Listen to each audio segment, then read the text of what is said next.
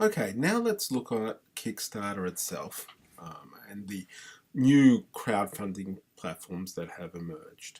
As you see, I've got the Kickstarter site opened here. Uh, I've actually backed quite a few projects myself, which you might be able to see right here. Uh, basically, let's take a really interesting one.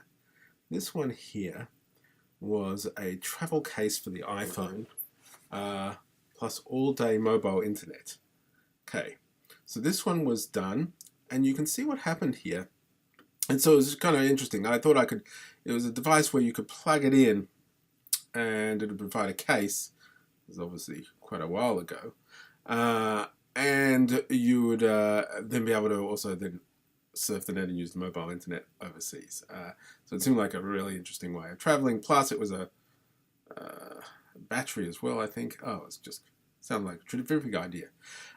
So you can see here what happened is the thing wasn't funded. There were 492 backers, such as myself. I had 125,000 as a goal. I was willing to pay $79 for. I essentially think this was the case, and they only raised 40,000. Now, did I pay anything for this? No. So it wasn't like the Stephen King one.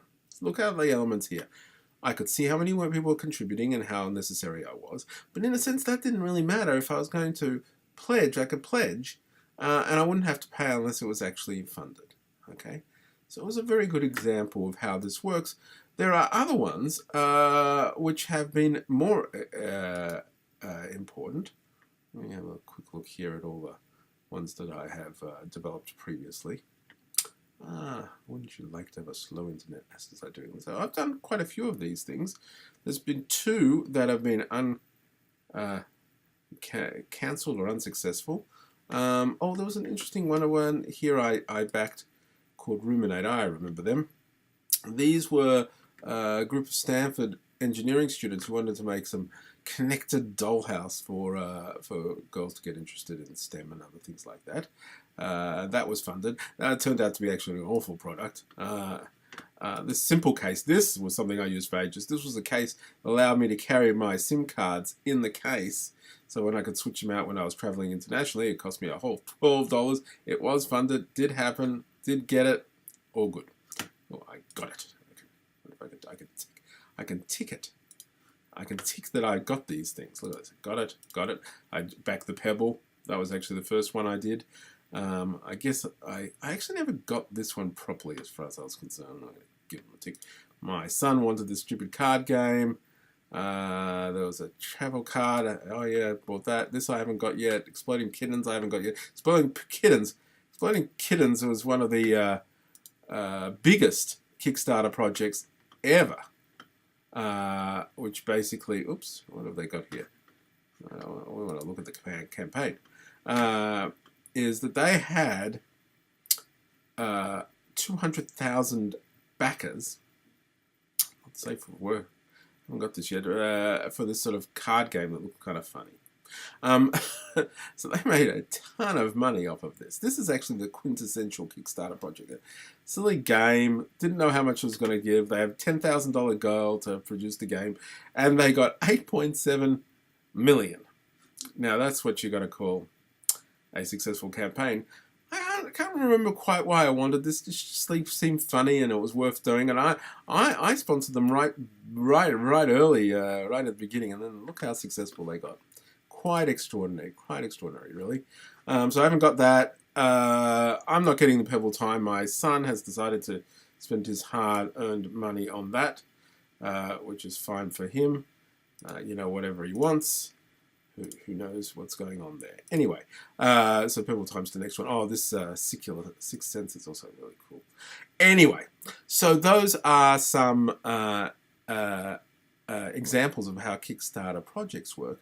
So basically, they are a mechanism whereby you nominate an amount, and if you reach that amount and people pledge that amount, then they've got to pay, and you promise them rewards. What's really interesting is, of course, it's not a real commitment in that you could just take the money and run. So, which is a bit amusing, but that doesn't tend to happen. People actually use it to boost campaigns. Indiegogo also have a various number of things. I haven't contributed to as many of these. I just contributed recently to this thing called the coolest clock, which they say is probably the coolest clock ever. They reached their funding goal of 20,000. That's 250,000. Haven't had to pay it because it hasn't come in. But if you look down here, it's a clock. It's like a projector, and it projects this thing on the wall, and you can customize and do whatever you want with it. And that seems really cool. So I got me one of them. Actually, I might have got me even two of them, and I assume I will have to pay for it now. And they're actually improving it as they get more and more because they've done so well with their campaign here. So that's quite interesting. And I've also hooked up to this printer, which I haven't seen either. I've got nothing from Indiegogo. Nothing has come yet for me. Apparently, I've made these contributions, but nothing has come yet. But anyway, but they've got the same thing. They've got this one where if in each of these ones, the contributors have to pay the platform. In Kickstarter, it's 5%. Indiegogo is 4%. But if you miss your goal and you still want to go ahead with it, you can pay 9%. So they impose a penalty for sort of like overstating what you want, which is of course what your incentive may well be. And then they come back afterwards. There are other funding things. We heard about Tilt in Class. This is what happens when you put Tilt into Google. Haha, Google. But of course, the first thing is the one we learnt about from one of the projects there, which is like the small group Kickstarter. There's ones with crowdfunding for everyone to go fund me for anything you might want. These are usually charitable things. Somebody's surgery, what have you. I mean, this is all very nice. There's one here, Support Memories Pizza. That one was in Indiana, where they passed a law allowing companies to discriminate for religious reasons. This company said they came right out. They're not supplying any of their pizzas to a gay wedding. They were hounded on the internet. They went out. Of course, then somebody put a GoFundMe thing, and they've now got $842,000, which is, I guess, that's what happens when you've got the crowd. That's an interesting thing. It's what happens. So these things can happen. If you want to look at another interesting site, Kick-Ended.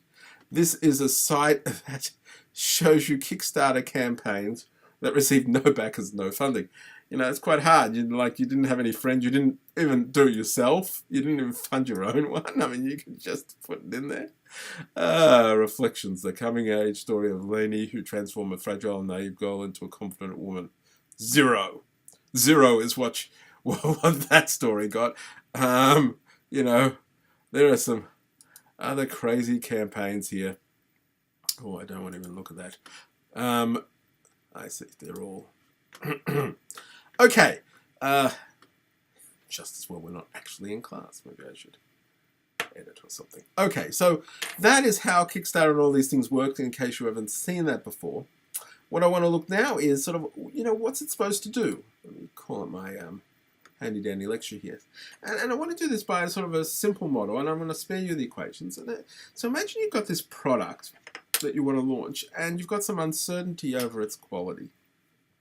And so you're an entrepreneur with that, and imagine the quality is like the same for all. So the main thing that people worried about, does it work or not? Even if work, or is it a good thing or is it going to function or not? So it's something that everybody cares about with the product. Is it going to be annoying or not? So not idiosyncratic tastes. It's not every Kickstarter project, but there's some. So it's the same for all. And imagine there are two sorts of buyers. There are buyers who kind of can look at a product and evaluate it from the Kickstarter campaign and decide what its quality is, which may be high or low. And there are ones that just can't. Okay, that's the bigger crowd. So the crowd has some knowledge in the crowd, but not everybody has knowledge. And of course, everybody knows who has knowledge, who doesn't. The entrepreneur, however, doesn't know how many people would like the product or not. It just doesn't know. The informed buyers have some clue. Actually, they have a perfect signal of that, but the uninformed buyers and the entrepreneur don't know. Okay, so the entrepreneur is uninformed. So what are the entrepreneur's options? Well, one is that the entrepreneur could go to Kickstarter. And Kickstarter is something that it would find useful to use. If you put out a Kickstarter and the entrepreneur launches it with a price of P, then for the informed buyers, if the price is less than the quality they expect to get, they'll actually pre-purchase on Kickstarter.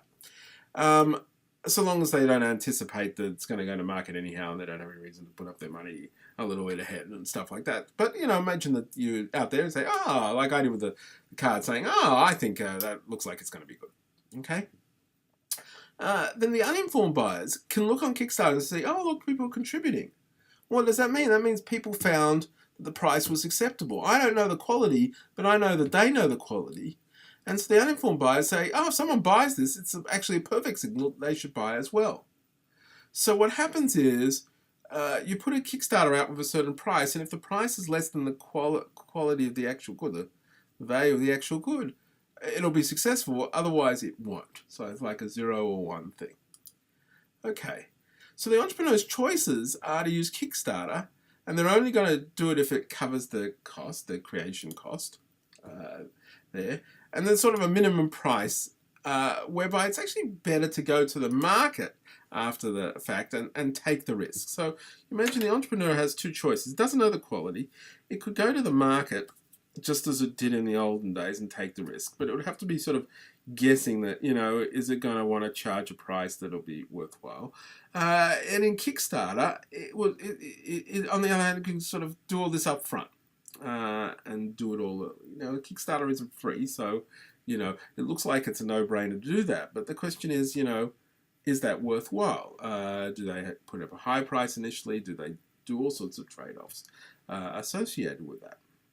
Well, as it turns out, once you crunch through the math, and I'm not going to do that here, is that you only use Kickstarter if the price that you want to sell in the market later on is less than this sort of minimum threshold. So imagine that you've worked out that, the price you're expecting to get later on in the real market is kind of too low. And you say, but there's this chance that actually the quality will be really high. In which case, the Kickstarter, I can put in a high price to Kickstarter. The consumers in Kickstarter will realize that this is probably a good option, and they'll buy. And when they do that, what happens is you get to fund your project. So in other words, Kickstarter is a means that you wouldn't have in the market to sort of test the waters with a higher price to see if you can bear it. Okay, and it partly relies on the fact that you've got a crowd and they can't sort of coordinate their activities. So if price appears on Kickstarter, they'll go with it. Remember, if the price is not achieved on Kickstarter, the person's not going to want to go to the market, especially when they've also got a signal. Even if it was the case that people just didn't notice the Kickstarter, they wouldn't want to go to the market afterwards. So Kickstarter provides this opportunity for the consumers who really value the product to actually pay a slightly higher price, signal to the market it's worthwhile, cause everybody else to come in and cover the common costs. In the end, it turns out that the profits you get are independent of those common costs entirely, because you end up getting them funded no matter what they are. So the upshot of it is that, just to recap on this, there's a rationale for Kickstarter. And it's basically, you only would use it when you need the signals from buyers in order to go to market.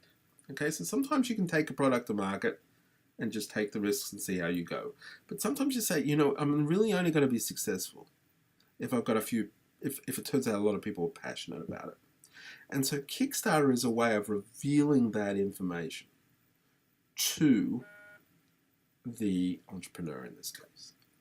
In that case, crowdfunding actually has basically the same rationale as crowdsourcing. What you're doing is you're trying to get source from the consumers, from the crowd, information about the demand for the product. So it's exactly the same sort of thing going on. The funding and the sourcing are kind of the same. So do we have any evidence that it's about this demand revelation as opposed to something else? Well, if it was about demand revelation, you'd expect Kickstarter to be successful where otherwise other projects would have just been launched normally. So in other words, a bit of a substitute for it. And if it was opening up new areas, you'd expect Kickstarter to be successful where other projects couldn't be funded. Okay. And obviously, crowdfunding has taken off, as you can see, so we can actually test this stuff now. But more importantly, and Coda Capital raised on Kickstarter has been growing exponentially and still is. But if you look here, look at funding for the arts. If they, some of our University of Toronto researchers plotted NEA funding per capita as opposed to crowdfunding per capita, and there's a positive relationship between the two, okay, in US states. And the same is true, different degrees, but maybe even a tighter distribution for technology funding. And if you look at the geographic distribution, you can see that a lot of the funding in the creative activities is occurring precisely where they normally occur. So in other words, there is this sort of a geography of crowdfunding that reflects the geography of innovation and creation per se, which suggests that it is something that is a complement rather than sort of filling in some gaps. There's more work to be done there, but I think that's an interesting set of prospects.